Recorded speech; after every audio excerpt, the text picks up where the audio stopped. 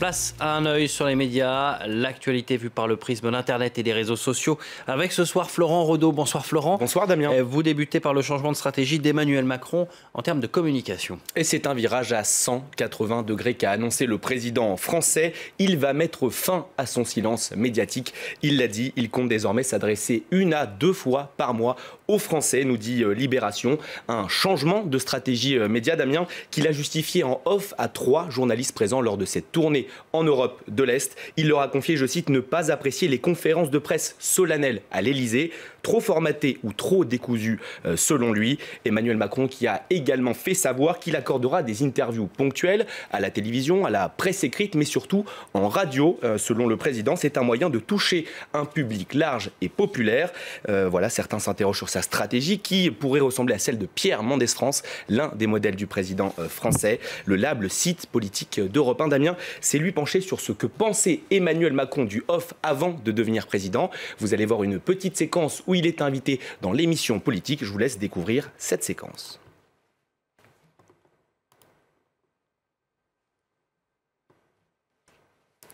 Et que j'aurai justement cette distance avec la vie médiatique, c'est que je considère que le problème des derniers quinquennats a été une trop grande proximité avec les journalistes. Et je pense que, en particulier quand on préside, on n'est pas le copain des journalistes. Message d'Emmanuel Macron. Et les réactions à cette annonce ne se sont pas faites attendre sur la toile. Oui, qu'il soit anonyme, observateur de la vie politique ou même bien sûr acteur. De nombreux commentaires ont pu être visualisés sur la toile, à commencer par celle d'un soutien du président. Je vous le montre ici. Après un été difficile, Macron révise sa communication. Il réagit surtout au bashing tous azimuts et il a raison. Le journaliste Jean-Michel Apathy a également tweeté « Jupiter a retrouvé la parole, étonnant non ». Référence bien sûr à la récente chute dans les sondages du chef de l'État. Enfin, une note d'humour pour en finir sur ce sujet avec ce tweet d'Alain Juppé. Croyez-moi quand je vous dis que Macron c'est que de la com, rappelez-vous ma chemise à carreaux et mon beer pong. On verra donc ces prochaines semaines quelle forme prend cette communication élyséenne. Et un président français chahuté dans les sondages également, avec une cote de popularité en baisse et qui doit faire face à une nouvelle polémique, cette fois sur ses frais de maquillage. Oui, 26 000 € dépensés en 3 mois pour être maquillé pour les Inrocks. Emmanuel Macron est au cœur d'un tollé cosmético-politique. Cet article nous apprend que l'Elysée a confirmé cette information, a confirmé ce chiffre de 26 000 € avant de préciser qu'il réfléchissait à un dispositif moins onéreux. Sur la toile, certains se sont dit bien sûr étonnés d'un tel montant. Moi, quand on met en parallèle les 5 € d'appel en moins ou la baisse des emplois aidés avec les 26 000 € de maquillage de Macron, voyez également ce tweet d'Olivier Besancenot. En exclusivité, on a retrouvé une photo d'Emmanuel Macron avant ses 26 000 € de maquillage. Vous reconnaissez bien sûr Pierre Gattaz, le président du MEDEF, un grand ami d'Olivier Besancenot bien sûr. Alex illustre lui son propos avec un dessin.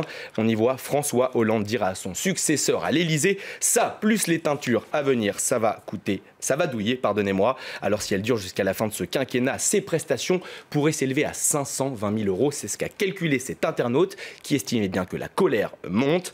La polémique est donc bien là, mais est-elle justifiée? C'est la question que se pose justement Ouest France. Pas si sûr, nous dit le journal, qui rappelle que le maquillage fait partie tout simplement de la communication présidentielle. Il cite notamment le député de l'Aisne apparenté PS qui déclare « Même si cette rémunération est élevée et choquante, le président de la République est sans arrêt aux caméras, aux photographes et au public. » Ouest France est donc penché sur ses factures, prix des crèmes, lotions et soins divers. Le journal rappelle que certains produits de grande qualité coûtent une petite fortune. Le maquilleur est aussi payé pour être corvéable à merci, disponible 24 heures sur 24 en France et à l'étranger, Damien. Oui, c'est vrai, on peut les appeler et les envoyer en voyage très rapidement. Vous parlez à présent de cette pétition signée par plus de 130 000 personnes aux États-Unis, des Américains qui souhaitent voir le mouvement antifasciste classé parmi les organisations terroristes. Oui, tout à fait, Damien. Il n'aura fallu que 5 jours pour réunir toutes ces signatures. Aux États-Unis, c'est la règle. Si un texte recueille plus de 100 000 signatures, il doit être obligatoirement soumis à la Maison-Blanche qui doit fournir une réponse officielle.